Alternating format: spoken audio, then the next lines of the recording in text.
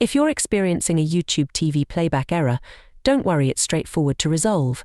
In this video, I'll guide you through the process of fixing it. So, let's jump right in. If you encounter a playback error while trying to watch a video on YouTube TV, there's a simple solution.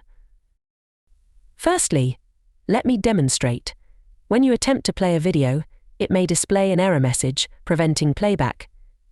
To solve this issue, you need to use a VPN. You can easily set up a free VPN on your smart TV, Fire Stick, or Android TV. Simply follow online tutorials to set up a proxy on your device. This will enable you to bypass the playback error and enjoy uninterrupted streaming. Alternatively, you can configure your DNS settings. You can use Google's DNS or opt for a free VPN or a paid VPN like NordVPN if you have one. By setting up a DNS or using a VPN, you can effectively resolve the YouTube TV playback error and continue enjoying your favorite content hassle-free.